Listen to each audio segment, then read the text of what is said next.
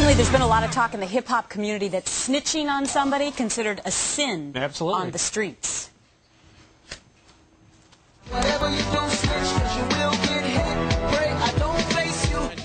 So you have rap artists telling you to stop snitching, but Eagle County Sheriff Joe Hoy says if you've got a criminal record and criminal friends, he's going to pay you to snitch.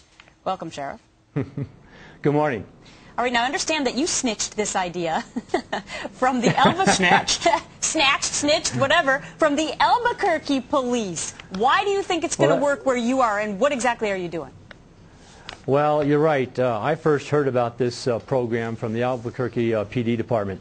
I contacted one of their lieutenants down there, and he said that it was an idea. They want to try something different to try and get a better handle on some of their heavier cases.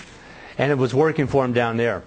So he sent me some of his ideas. We formulated, and then we kind of changed it around to fit what we wanted to say to the community. We put the ad in the paper, and so far we've had a pretty good response. All right, let's take a look, Sheriff. This is the ad out in Eagle, Colorado in the Vail Daily. Wanted, people who hang out with crooks to do part-time work for the Eagle County Sheriff's Office. Make some extra cash. Drug use and criminal record? Okay. Must be willing to work odd hours, confidentially guaranteed.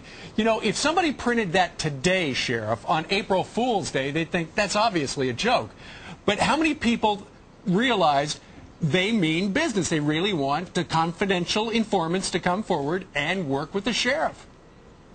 We've had about, since we first put that ad out, we've had about, I think, 35, maybe 40 calls. Now, some of those calls are more for more information. Some people think it's to become an undercover DIA agent or stuff like that. But right now, we've got about 4 to 5 active cases that have come from people who have actually called in and say, hey, I know someone, I think this is what they're doing. And what happens is they meet with our investigators. Depending on the information and how credible it is, then the investigators will start working with them as a confidential informant. And if and when we get an arrest and also a conviction, then the person who's come forward will become will get a reward. Well, Sheriff, how reliable is it though if the person's a drug user?